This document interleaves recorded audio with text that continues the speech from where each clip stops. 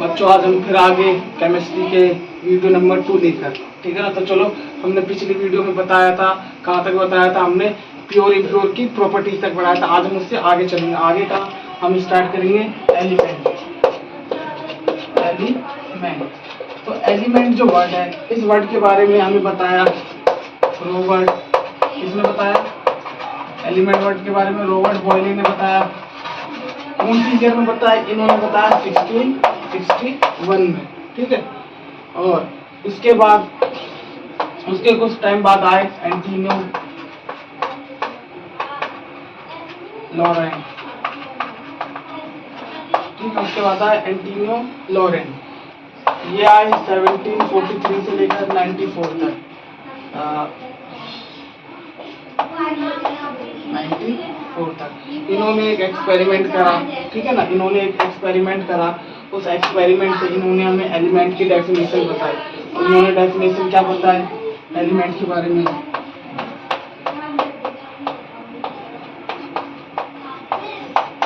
It is a basic form of matter, it is a basic form of matter, ठीक है। It is a basic form of matter that cannot be broken down, that cannot be broken down, ठीक है, that cannot be broken down into more simpler substance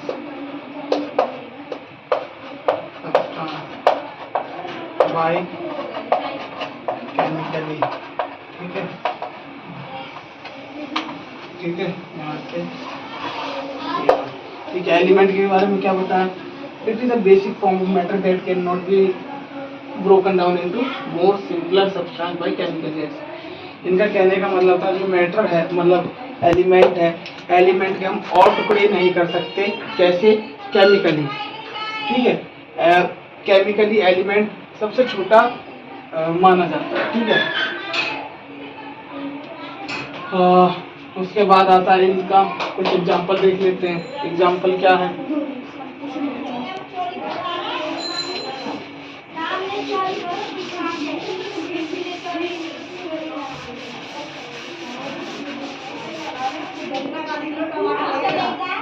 जैसे example हो गया potassium,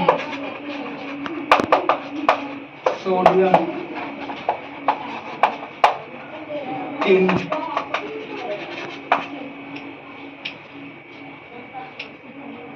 etcetera, ठीक है।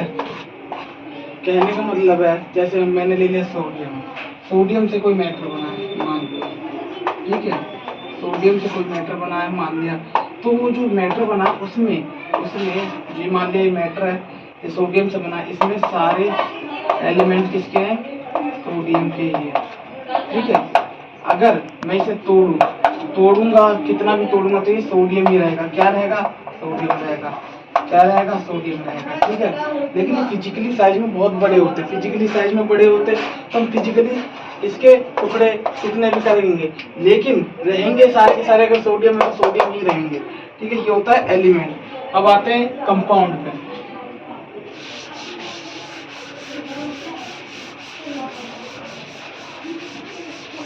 ठीक है, अब आते हैं कंपाउंड। कंपाउंड क्या होते हैं? ठीक है, कंपाउंड क्या होते हैं? when जब two or more than two element combine, ठीक है ना, combine मिलते हैं together, when two or more element combine together chemically with fixed ratio. क्या? फिक्स्ड रेशियो, एक बराबर क्वांटिटी में, आर कॉल्ड कंपाउंड। क्या? हम कहते हैं कंपाउंड कहते हैं, आया समझ में? जब दो या दो से ज्यादा एलिमेंट को हम एक साथ मिलाते हैं केमिकली, ठीक है ना, तो क्या कहलाता है? कंपाउंड कहलाता है। एग्जाम्पल, सोप, साबुन, ठीक है, या फिर वाटर, ठीक है, सोप, वाटर और बेकिंग सोडा,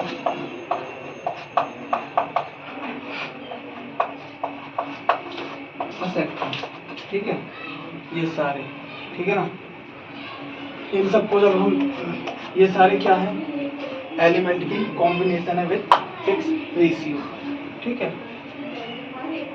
अब हम चलते हैं आगे। एलिमेंट हो गया, कंपाउंड हो गया। अब एलिमेंट के अंदर हम जानेंगे, क्लासिफिकेशन में बताया था एलिमेंट के अंदर 3 चीज आती है, मेटल, नॉन मेटल और मेटलॉइड। तो अब एक एक करके वो पढ़ते हैं, हो गया, ठीक है।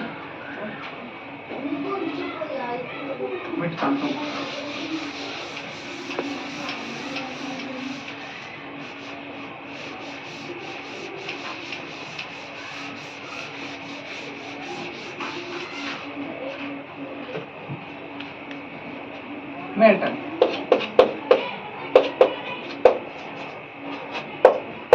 क्या होते हैं मेटल? क्या होते हैं? पता है मेटल क्या होते हैं? हाँ, ये पता है, लोहा। नहीं, हाँ लोहा होता, मतलब मेटल होते हैं विच हैव, मेटल क्या होते हैं? विच हैव टेंडेंसी, क्या होती है? टेंडेंसी होती है उनके पास, which have tendency to donate, क्या? डोनेट इलेक्ट्रॉन, ठीक है, which have a tendency to donate electron, which have a tendency to donate electron are called metal, ठीक है, which have a tendency to donate electron are called metal, और it is electropositive in nature, ठीक है, तो कैसे रहते हैं? Positive रहते हैं, इलेक्ट्रोपॉजिटिव इन नेचर, ठीक है। मेटल कैसे? जिनके पास टेंडेंसी होती है दान देने की, क्या देने की? दान देने की। जैसे एग्जांपल ले लिया, मेटल में कोई भी, क्या ले लिया? सोडियम, सोडियम इज मेटल,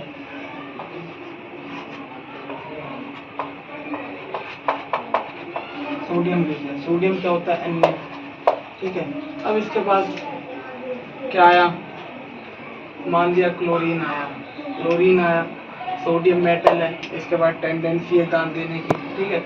अब वो क्लोरीन इससे ज़्यादा मतलब स्ट्रॉन्ग है, ठीक है। इसने क्या करा? ये जो मेटल थे, इससे इसने इलेक्ट्रॉन मांगा, इसने एक बार मना करा, दूसरी बार इसने क्या करा? छीन लिया, या फिर इसने रिक्वेस्ट करी तो इससे इस पे दया आ गई तो इसने इसे अपना एक इलेक्ट्रॉन दे दिया, इसने इसे अलग इलेक्ट्रॉन दे दिया, तो ये क्या हुआ? इसमें तो कमी होगी, इलेक्ट्रॉन की कमी होगी, तो इसका रिजल्ट आ जाएगा प्लस। तो यही होता है मेटल कहने का मतलब, ठीक है। तो ऐसे सोडियम हो गया, पोटासियम हो गया, गोल्ड हो गया, सिल्वर हो गया, ठीक है, ऐसे एक्सेट्रा, ठीक है। ये होते हैं मेटल। अब हम आते हैं, मेटल हो गया,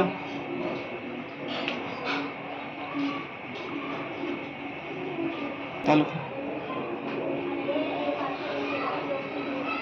अब हम पढ़ने जा रहे हैं प्रॉपर्टीज ऑफ मेटल।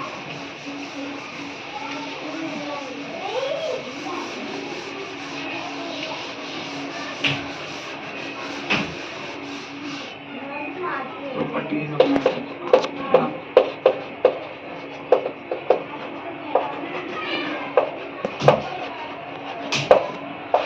क्या क्या प्रॉपर्टी?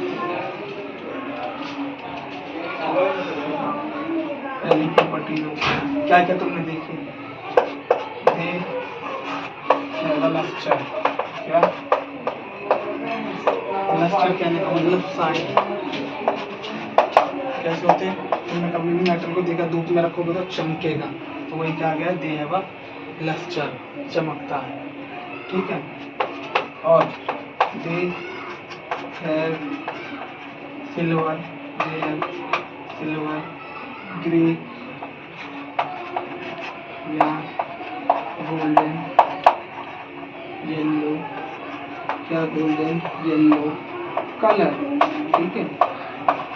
ये होता है कि ज्यादातर तुमने देखे होंगे सिल्वर ग्रे कलर में होते या फिर गोल्डन येलो कलर में होते हैं। तीसरा point, they conduct heat and electricity, they conduct क्या क्या करते हैं, वो हीट करते हैं, they conduct heat and electricity. ये होगी थर्ड, फिर आती है फोर्थ, हो गया।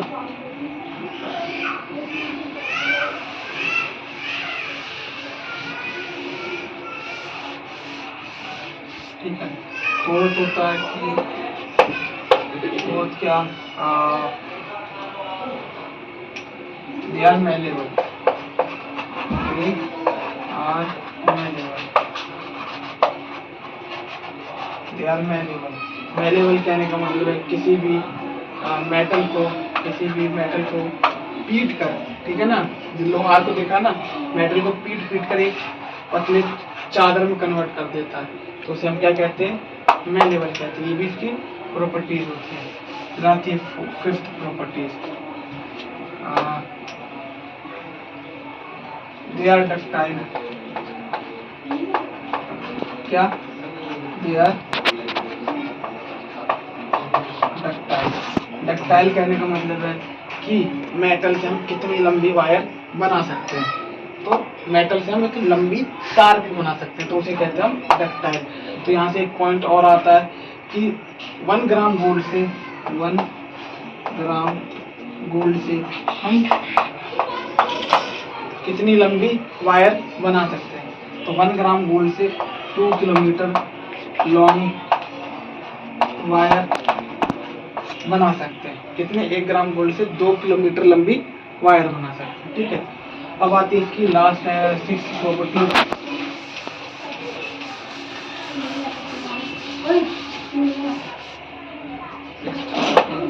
दे आर क्या, दे आर सोनोरस। सोनोरस क्या होती है, सोनोरस, जब भी किसी मेटल को तुम ऐसे गिरोगे तो उसमें जब साउंड प्रोड्यूस होती है ना, तो वो कहलाती है सोनोरस, ठीक है। क्लियर, आई समझ में, प्रॉपर्टीज आगे मेटल। अब हम जानेंगे non metal.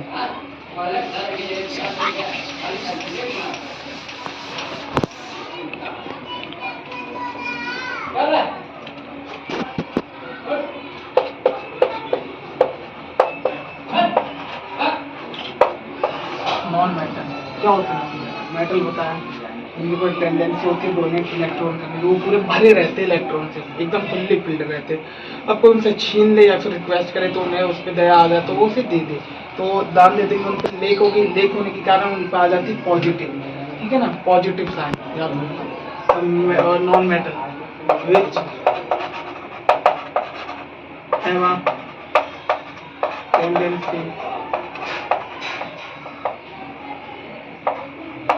Have a tendency, which have a tendency to accept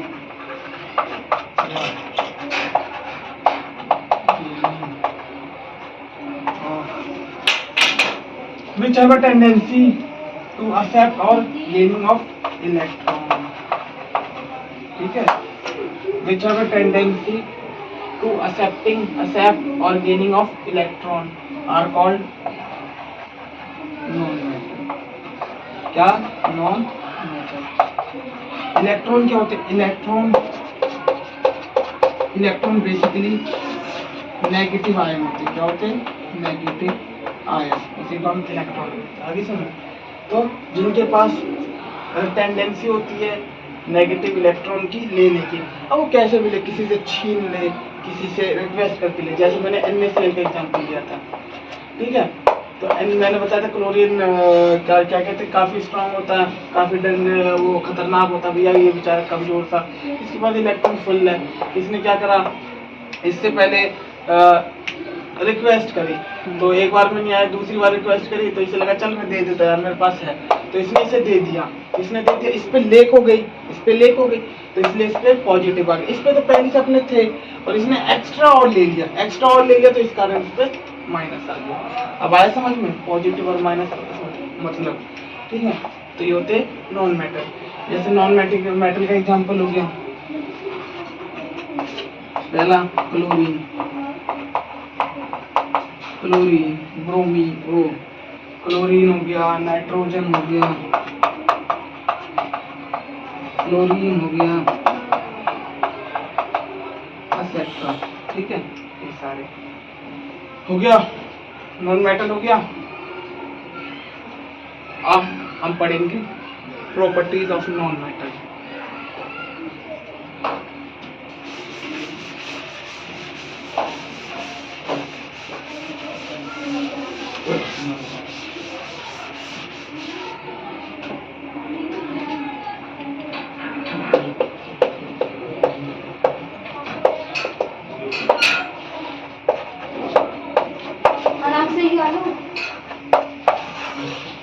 properties of non metal, क्या क्या प्रॉपर्टीज, मैंने मेटल में प्रॉपर्टीज बताई थी, यहाँ पे उसकी उल्टी चलेगी। जैसे नॉन मेटल में पहली प्रॉपर्टी होता है, कभी भी तुमने कभी प्लास्टिक की पाइप जलाई है, जब तुम प्लास्टिक की पाइप जलाओगे तो तुम्हें देखने को मिलेगा अलग अलग कलर देखने को मिलेंगे उसके क्या कहते हैं उसके आग के, ठीक है ना, गैस के, ठीक है। तो पहली प्रॉपर्टी ये होगी, they so various do not have a lustre, sonorous, malleable और डक्टाइल, ठीक है ना, ये सब इसमें नहीं होते। ये हो गया प्रॉपर्टीज ऑफ नॉन मेटल। अब हम चलते हैं मेटलॉइड के ऊपर, ठीक है।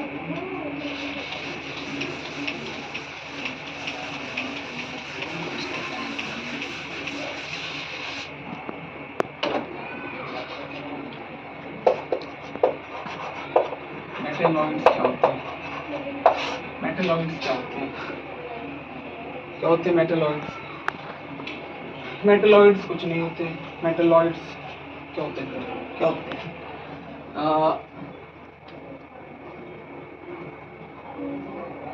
हाँ, मेटलॉइड्स होते हैं, they are lying, they are lying between metal and non-metal, क्या metal and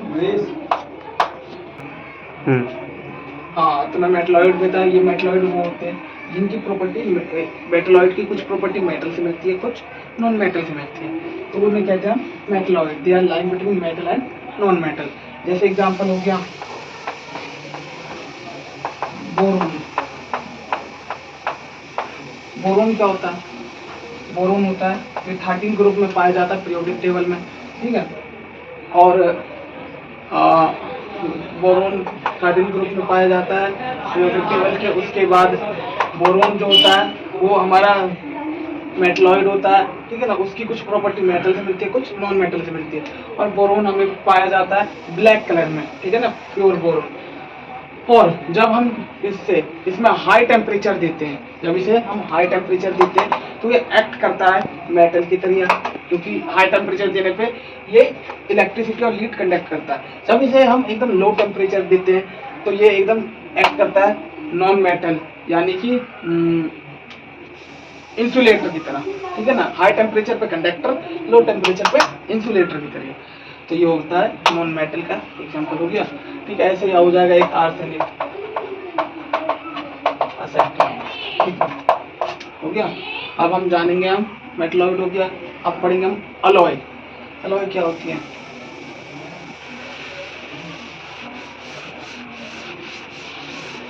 अलॉय ये भी मेटल के अंदर ही आता है।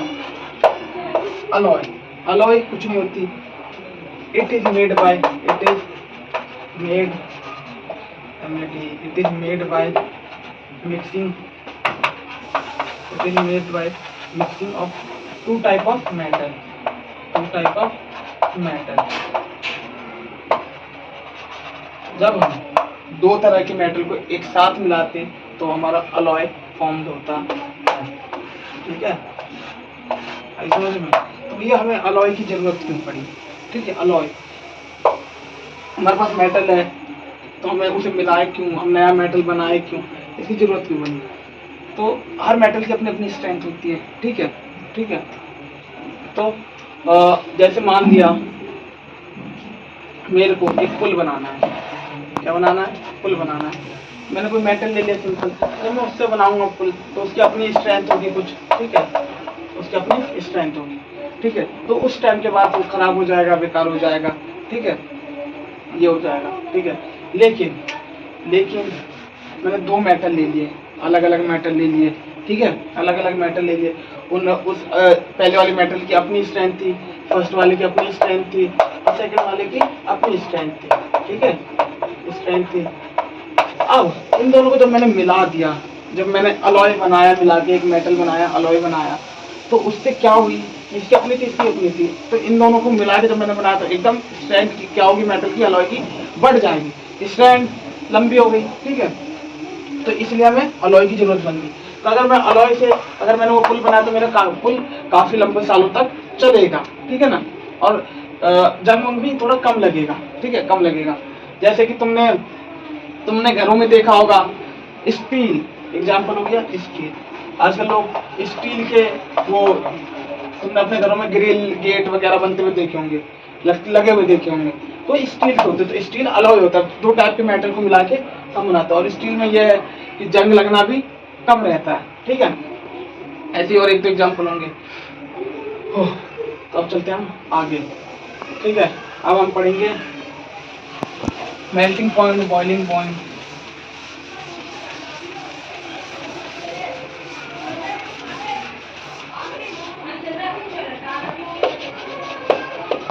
एमसी यानी कि मध्य प्रदेश नहीं, मेल्टिंग पॉइंट। क्या होता है? Melting point. अब मेल्टिंग पॉइंट क्या होता है? द टेम्परेचर, क्या? वो temperature, the temperature at which solid change into liquid. क्या? The temperature at which solid change into liquid at atmospheric pressure. ठीक है, atmospheric pressure, atmospheric pressure are called melting point. ठीक है, वो टेम्परेचर जब solid change होने लग जाए इसमें लिक्विड पे एट एटमॉस्फेरिक प्रेशर। ये इंपॉर्टेंट है क्योंकि एटमॉस्फेरिक प्रेशर हर जगह का अपना अलग अलग होता है। ठीक है ना, मेरे यहाँ का अलग है, जहाँ पे तुम देख रहे हो वीडियो देख रहे हो वहाँ का एटमॉस्फेरिक प्रेशर अलग है। तो वो एटमॉस्फेरिक डिपेंड करता है जगह के हिसाब से। ठीक है ना, तो मैंने बोला था temperature at which solid change into liquid is called melting point. ठीक है, तो वाटर का मेल्टिंग पॉइंट कितना, वाटर क्या सॉरी बर्फ का मेल्टिंग पॉइंट कितना होता है? मेल्टिंग पॉइंट ऑफ आइस कितना होता है? 0 डिग्री सेल्सियस। कितना? 0 डिग्री सेल्सियस। ये कितनी है? तो मेल्टिंग पॉइंट ऑफ आइस बताया मैंने 0 डिग्री सेल्सियस। 0 डिग्री सेल्सियस कहने का मतलब 273.5 डिग्री केल्विन। ठीक है, ये होता है आइस की मेल्टिंग पॉइंट। आई समझ में? अब आप आते हैं बॉइलिंग पॉइंट पे। क्या पे? बॉइलिंग पॉइंट बता दिया, बता रहा हूँ।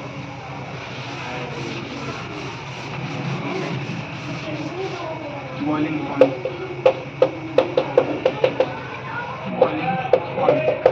Boiling point is called B dot A. तो ये वो होता है द टेम्परेचर, क्या? The temperature at which liquid state change into gaseous state are called boiling point। ठीक है, are called boiling point। Example हो गया वाटर, क्या हो गया वाटर। तुमने कभी पानी गर्म करा होगा तो देखा होगा कि अगर ये मैंने लगा दी गैस, मैं रख दिया पतीला, इसमें पानी, तो पानी बॉईल कब होता है, कितने टेम्परेचर वाटर का होगा कि पानी बॉईल हो जाएगा, उबल जाएगा। तो बॉइलिंग पॉइंट ऑफ वाटर होता है, ठीक है, boiling point of water, boiling point of water is 100 degree Celsius, कितना 100 डिग्री सेल्सियस माइनस 373 केल्विन, ठीक है, 373 केल्विन। वाटर की बॉइलिंग पॉइंट इतनी होती है। आया जब लिक्विड स्टेट चेंज हो जाए गैसियस स्टेट में, वो होता है हमारी बॉइलिंग पॉइंट। अब आता है हमारा, और बॉइलिंग पॉइंट एक बल्क फार्मूला होता है। कैसा फार्मूला होता है, बल्क फार्मूला, ठीक है, ये बताता हूँ। लेकिन मेल्टिंग पॉइंट हमारा बल्क फार्मूला नहीं है, समझा है, एक हो गया ना।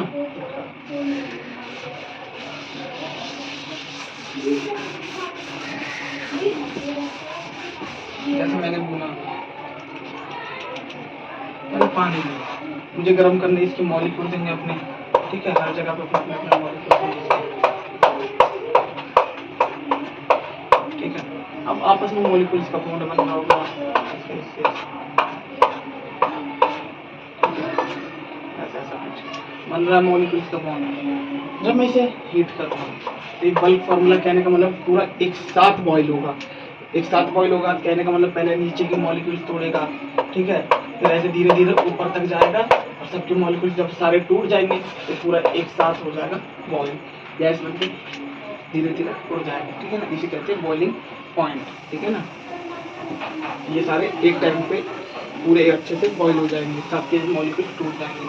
लेकिन जो हमारी मेल्टिंग पॉइंट होती है, जैसे कुछ सॉलिड है, ठीक है, जब मैं उसे मेल्ट करूँगा तो धीरे धीरे ऊपर से स्टार्ट मेल्ट होना टूटने लग जाएगा, और धीरे धीरे एंड तक होगा और पता चलेगा, ठीक है। ये होती है मेल्टिंग पॉइंट, बॉइलिंग पॉइंट। अब हम आते हैं freezing point.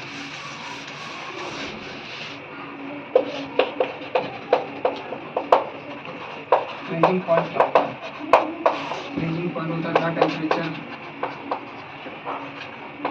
Eight which temperature at which liquid state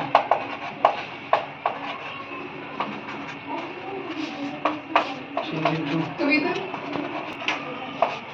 तीन the temperature at which liquid state change into solid state, ठीक है, solid state called are called freezing and what we declare freezing point। Example हो गया ice. Ice कब जमता है, जब temperature 0 degree Celsius तक पहुंचता है। तो 0 डिग्री सेल्सियस पहुंचेगा तो केल्विन पे जब पहुंचेगा तो आइस हमारा जम जाएगा, ठीक है। उसके बाद हम चलते हैं आगे रेस्टर पे। फ्रीजिंग पॉइंट हो गया। अब हम चलते हैं, मैंने अब थोड़ी टेम्परेचर की यूनिट जान लेते हैं।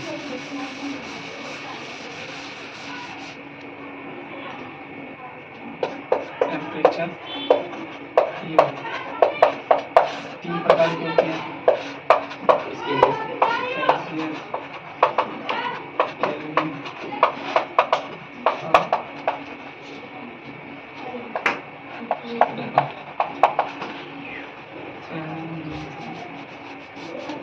सेल्सियस, केल्विन और फ़ारेनहाइट, ठीक है। ये 3 यूनिट होती है हमारी टेम्परेचर नापने के लिए, ठीक है। सेल्सियस, मैं फॉर्मूला बताऊँगा। 0 डिग्री सेल्सियस बोलते हैं 273 kelvin, 1 kelvin equal two degree Celsius, 1 Fahrenheit,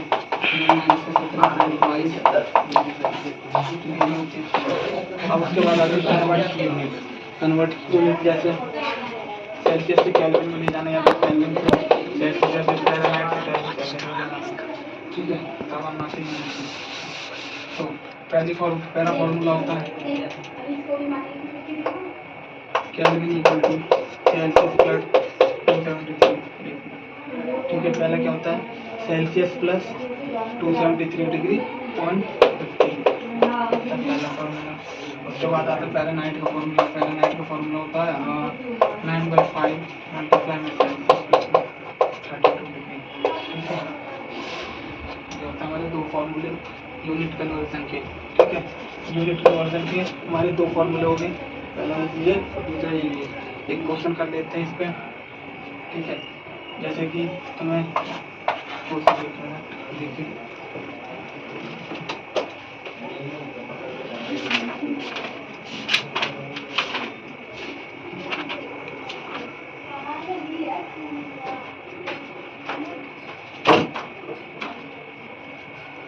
तुम्हें केल्विन में टेम्परेचर दिया हुआ है 293, अब तुम्हें सेल्सियस में निकालना है। ठीक है, केल्विन में दिया सेल्सियस में, तो फॉर्मूला पहला वाला केवल केल्विन की जगह रख दो 293। ठीक है, इक्वल टू सेल्सियस निकालना है प्लस फॉर्मूले में 273.15। ठीक है, या फिर 0.15 नहीं लगोगे तो भी चल जाएगा 273। अब ये प्लस में इधर आएगा तो माइनस में, तो 293 में से घटा दो 273, 3 में से 3 गया 0, 9 में से 7 गया 7, 8, 9, 2, ये तो बचा 0, 2 में से 2 गया 0, 9 में से 7 गया 2, 3 में से 3 गया 20। तो सेल्सियस तुम्हारे पास आ गया 20 degree equal to Celsius. Celsius में टेम्परेचर कितना हो गया 20 डिग्री। तो ऐसे तुम इस पर बेस्ड क्वेश्चन करेंगे। ठीक है, ये हो गया आगे समझ क्लियर।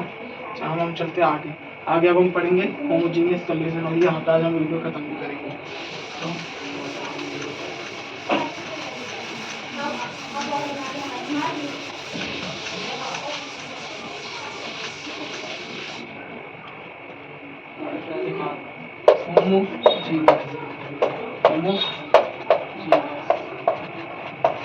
होमो का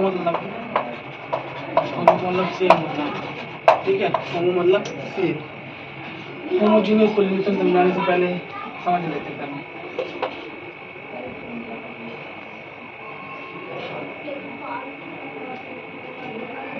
homogeneous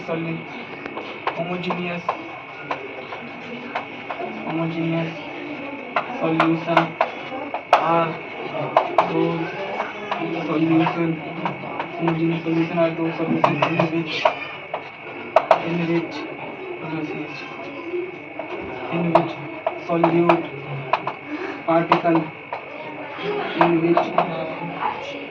which solute particle are uniformly या फिर constant distribute throughout the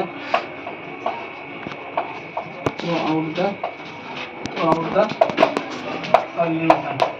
क्या कहा मैंने? होमोजीनियस सॉल्यूशन वो सॉल्यूशन होता है जिसमें जो सॉल्यूट पार्टिकल होते हैं वो पूरे अच्छे से मिले होते हैं पूरे सॉल्यूशन के अंदर। और सॉल्यूट पार्टिकल क्या होते हैं? ठीक है, सॉल्यूट पार्टिकल क्या होते हैं ये हम अगली वीडियो में बताएंगे। सॉल्यूट क्या होता है, सॉल्वेंट क्या होता है, जब इन दोनों को मिलाते हैं तो सॉल्यूशन बनता है, वो कैसे बनता है। ठीक है, तो और इसके बाद इसकी प्रॉपर्टीज़ के बारे में भी जानेंगे। तो मैंने बताया कि इनमें सॉल्यूट पार्टिकल यूनिफॉर्मली डिस्ट्रीब्यूट कहने का मतलब हमने जो सॉल्यूट पार्टिकल जिस भी सॉल्वेंट के अंदर डाला है, किसी भी, जैसे मैंने चीनी डाली है पानी के अंदर, तो पानी और चीनी, ठीक है, ये पूरे पानी के ऊपर जब तुम उस नींबू पानी बनाया तो जब तुमने पहला सिप पिया नींबू पानी का या फिर आखिरी सिप पिया तो टेस्ट बिल्कुल सेम रहता है।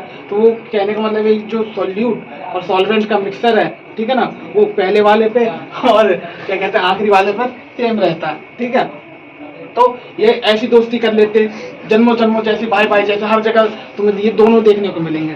कि ये नहीं है कि कहीं पे मतलब वाटर के मॉलिक्यूल दिखेंगे या फिर कहीं पे तुम्हें चीनी के मॉलिक्यूल दिखेंगे, ऐसा नहीं है। दोनों की अच्छी गहरी बॉन्डिंग हो जाती है, अच्छी दोस्ती हो जाती है, इसलिए हम मतलब सेम भाईचारा बढ़ा लेते हैं। तो ये सारी जगह देखने को मिलते हैं। तो यही होता है होमोजीनियस सॉल्यूशन। अगली क्लास में इसकी प्रॉपर्टीज के बारे में जानेंगे, सॉल्यूट सॉल्वेंट के बारे में जानेंगे, हेट्रोजीनियस वगैरह आगे का पढ़ेंगे। ठीक है, तो आज के लिए धन्यवाद। आज की वीडियो यहीं खत्म।